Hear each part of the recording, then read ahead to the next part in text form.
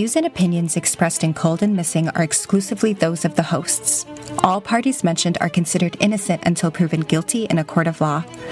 Cold and Missing also contains adult themes and languages and is intended for a mature audience. Listener discretion is advised.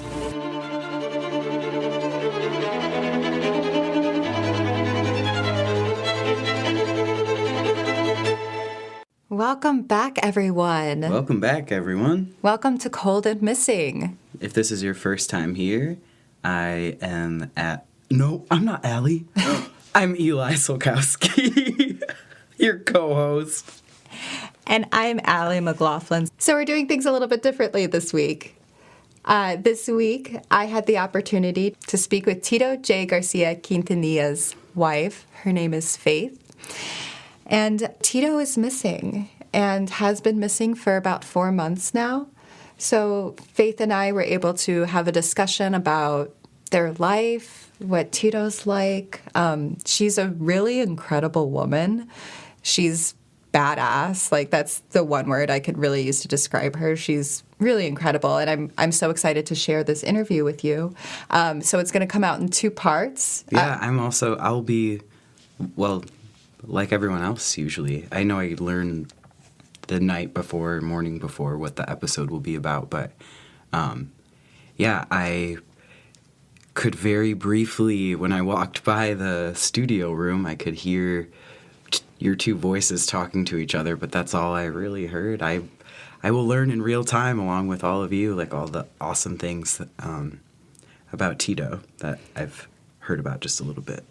Yeah, so the interview will come out in 2 episodes today. They are both out now as you're listening to this.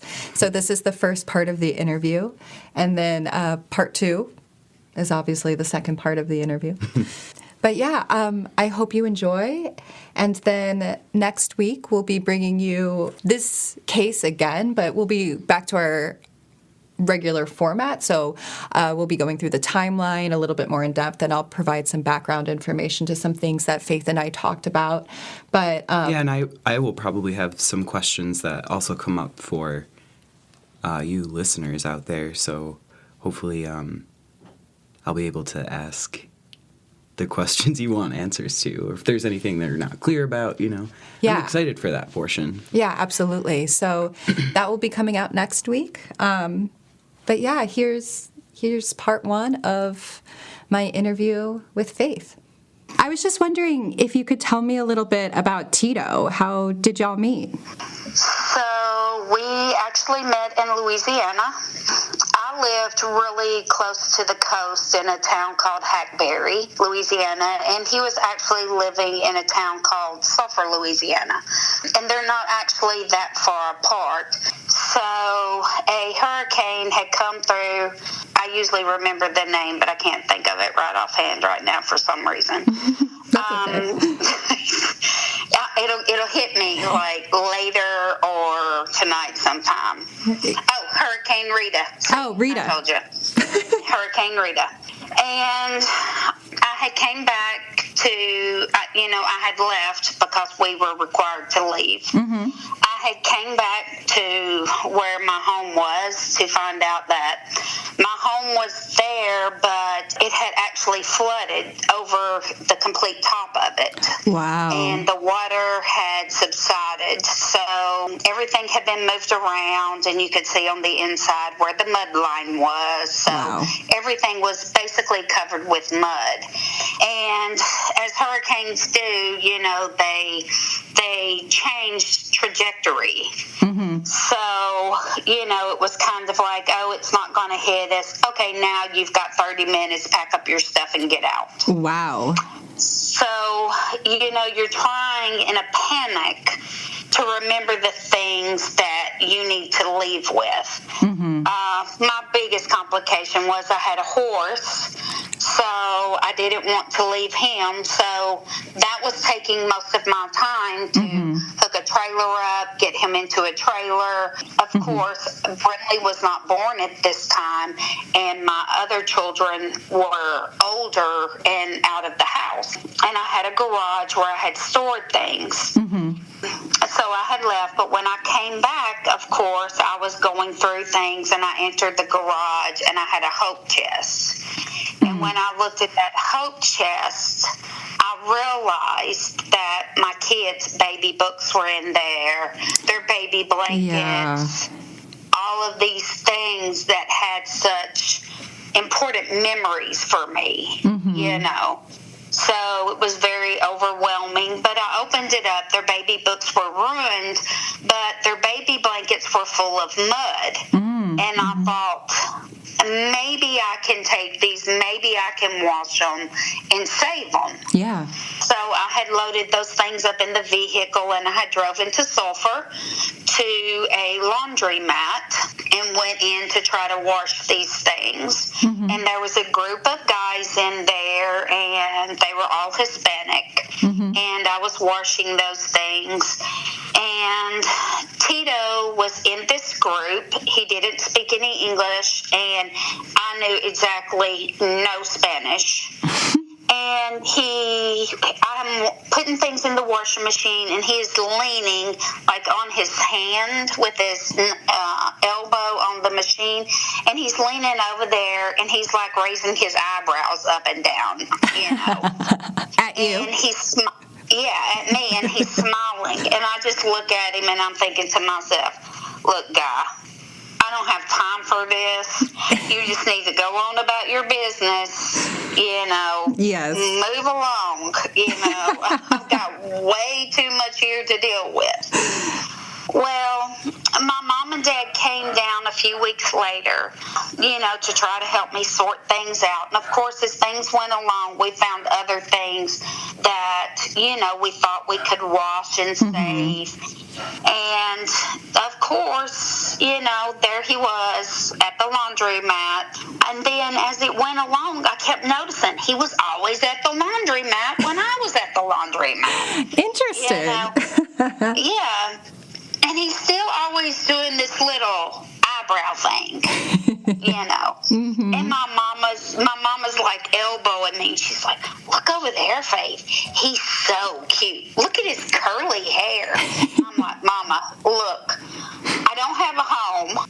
You know, I'm living in the FEMA trailer. You know, I just don't have time for this. My mama's like, oh, he is so cute, though. Look at it. I said, Mama, he probably don't speak a word of English. I don't have time for this. My mom and dad ended up leaving, and, of course, I was still going to the laundromat because I was buying clothes, you know, and I had to wash. He was always there. Always. Like he was living at this place. And I was sitting in a chair, and he goes and picks up this magazine, and I couldn't tell you what it was, but it had women like in these fancy long dresses, you know, and he comes and sits by me, and he opens it up, and he points to this lady in this real fancy dress, and he points to me, and he points to the lady in the dress, and he smiles. And I just shook my head and started laughing. And I was laughing because I don't own a dress. I've never wore pantyhose. I don't wear heels. I mean, I rodeoed. Right. You know. Yeah. So I have cowboys, blue jeans, wear cowboy hat, these kinds of things. Well, one guy in the group spoke English. So he would kind of like try to help us communicate a little. And eventually, I mean, Tito still didn't speak much English, and I didn't speak any Spanish, but somehow we communicated.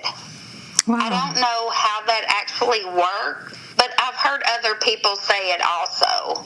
Wow. So we started like walking out from the laundromat, walking over to the restaurant and eating. And then, you know, he asked the guy to ask me to go, you know, to where they stayed to eat, you know, and it just progressed. Yeah.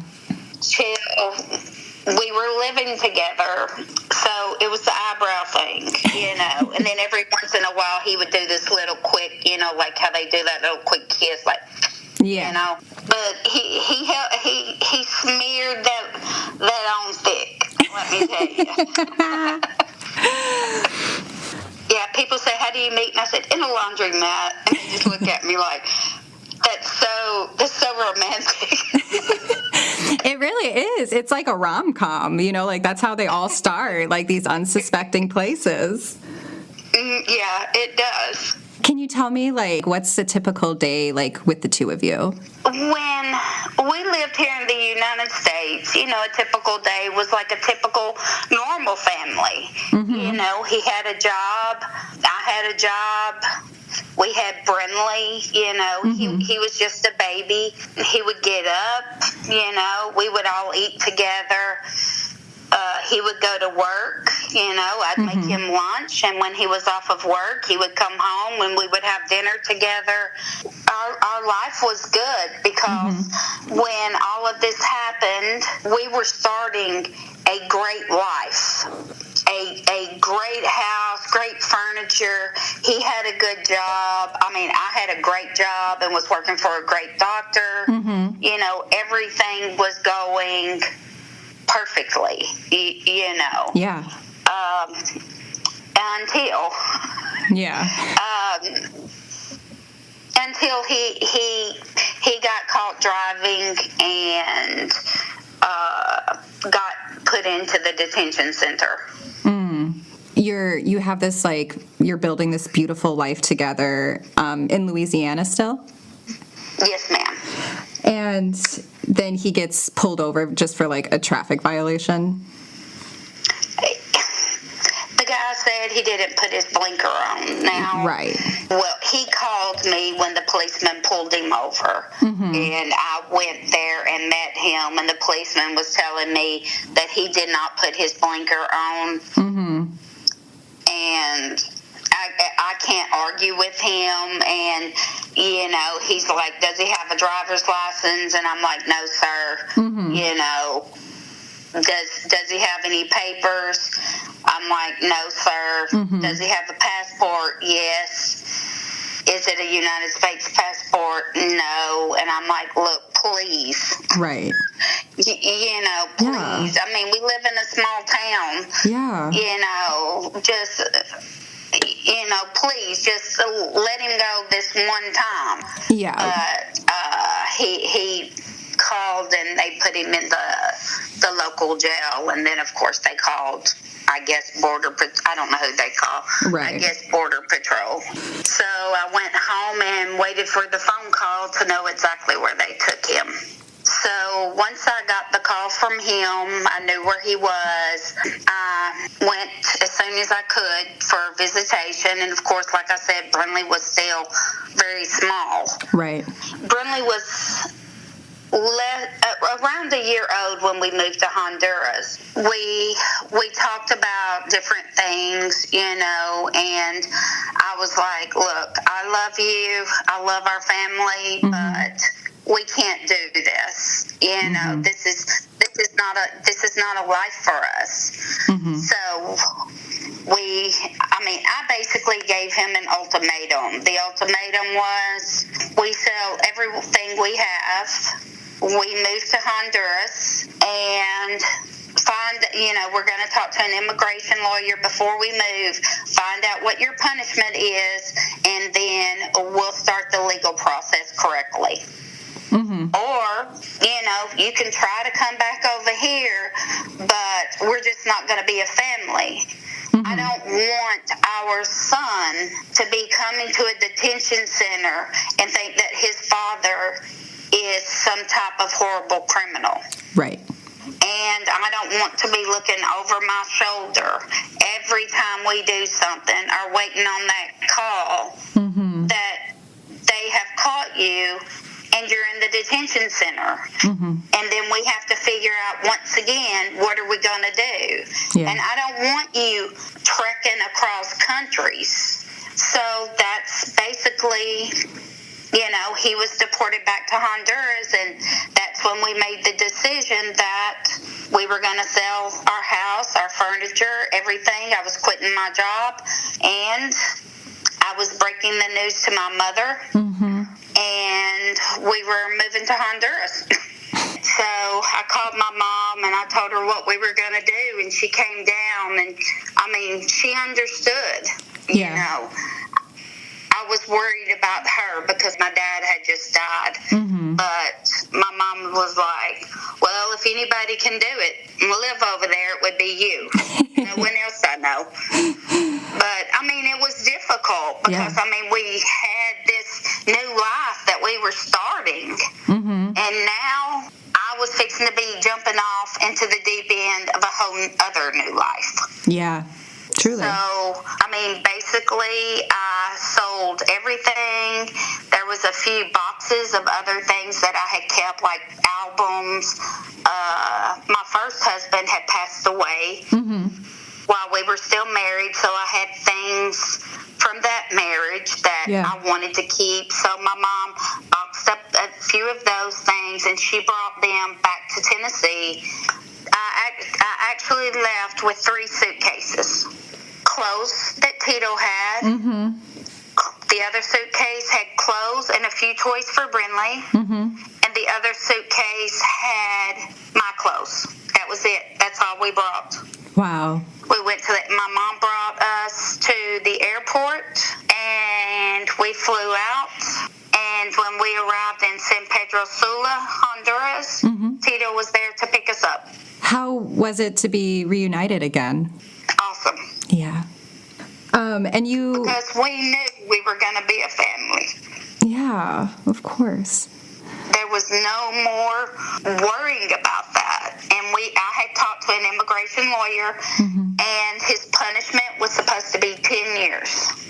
That wasn't going to be so bad. 10 years was going to go by fast. Yeah. It was going to be perfect because Brinley would now be only 10, close to 11 years old. We could come back. Brinley would still have enough time to get a good education, you know, learn the things that he needed to learn. He would have all the things that he should have as an American, have everything available to him and not be really that behind in anything, but have the 2 cultures, him get to enjoy his other culture. Yeah. And me get to learn about where he comes from. I mean, it was exciting, you know. Yeah. But the best thing for me is we were going to be a family. I was going to get to be a part of his family. You all lived in Honduras for 10 years, right? 13. How... Close to 13. Yeah. How was living in Honduras for those 13 years? There were a lot of difficult times, and it wasn't because of our marriage or us being a family unit. It was difficult because it was like being thrown back in the Western time, but having some times like living here. Yeah. It was interesting because there was a lot of things that were so different. When we got there, we stayed with his mother at first. She has a 2-room house. Tito's family is very, very poor. He has 11 brothers and sisters. She has 1 room with, I don't know how many beds are in there, but that's where everyone sleeps. And then she has another room. It's where she cooks, where the fire is and everything. There's no indoor bathroom, no indoor shower. There's just pitless with water. You know, water only comes every 3 days. To be honest, I was thinking I wasn't embarrassed, you know, for him or anything like that. My feelings did not change because he was poor. Right. I just didn't want my face to show shock. Yeah. What it was. You know, I didn't want him to feel bad about the situation that he lived in. But I was just thinking, there's no washer, there's no dryer, there's no hot water, there's no shower. Where do I brush my teeth? Where am I supposed to go to the bathroom? I mean, there was like all these questions just whirling around in my head. But we stayed there for a couple of weeks, and it was really hard because I I still didn't know very much Spanish. Yeah. Because Tito had learned English. Right. So we were communicating that way, and I just kind of muddled through the things. He helped me. Baby, look, this is where we brush our teeth. This is how the toilet thing works outside. It was very strenuous and it was very shocking. So we kind of tried to figure out where we were going to stay, what we were going to do. Mm-hmm. And we thought, well, we'll go to one of the bigger cities because I would be able to find a job, probably doing something because I speak English. Mm-hmm. We moved close to the ocean in rainy season and found out that it floods bad. We were in an apartment and we would have to park 6 blocks away, and we would have to carry stuff on our head, and the water would be up to our hips. Wow. And I told him, I said, I love you, but this is not going to work for me. So we decided to go back to where his mom was. And I said, look, we just need to make a decision. We're going to be here for 10 years. Mm-hmm. We're going to have to get some kind of stability for Brinley and me and you. And we built ourselves a little 2-bedroom, 2-bathroom house there. And one of his brothers helped us on and off a little bit. Mm-hmm. And we bought a truck, and we bought a motorcycle, and we bought a dog. And we had our home there. Yeah. And it's still there. We still have it. My brother-in-law feeds our dog since Tito's not there. Mm-hmm. When he decided to come over here. It's my home. I call it my home as well as I call this my home. Of course. The first year I probably cried a whole lot. The second year wasn't as bad. As each year passed, things got easier. Mm-hmm. I was homesick a lot at first. It was just different things, I felt stupid, because I didn't know how to wash clothes. Mm-hmm. I didn't know how to cook on a fire. Mm-hmm. There was all these little bitty things that I didn't understand how to do. You don't have just a big grocery store there. You have to go to the market. You have to go to the market. You got to go to this other shop to buy a tube of toothpaste, and then you got to walk another block to find, a roll of toilet paper. And right. there was a lot of differences, but once you were used to them, it was fine. Mm-hmm. First the people called me, the lady that couldn't marry an American, Then I was the lady married to the Honduran. Mm-hmm. And then I was the lady with the white kid. And then finally what I ended up doing was I taught English to first graders. Oh, beautiful. That's what I did as my profession there. And, of course, I made really good money.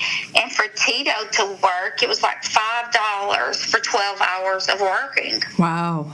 And I was like, you're just not doing this.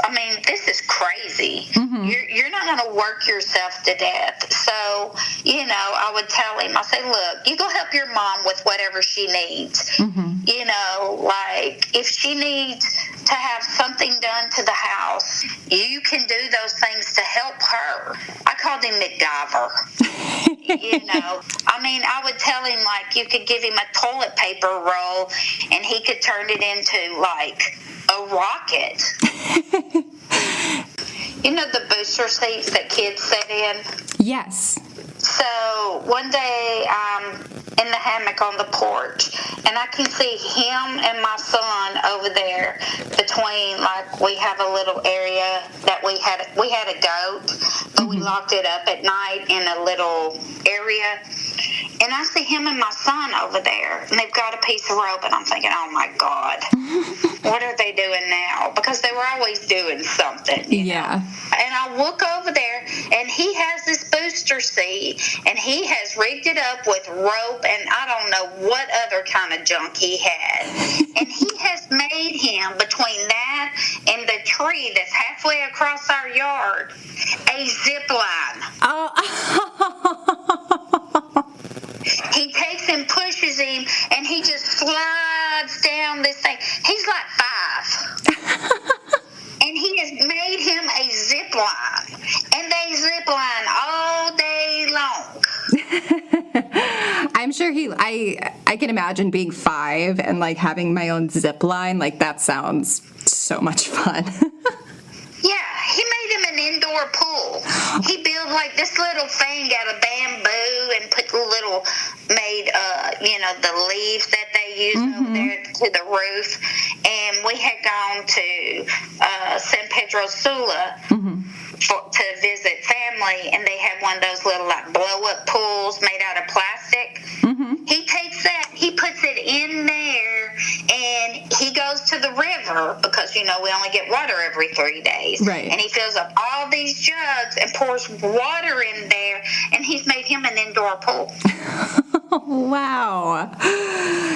Wow, incredible.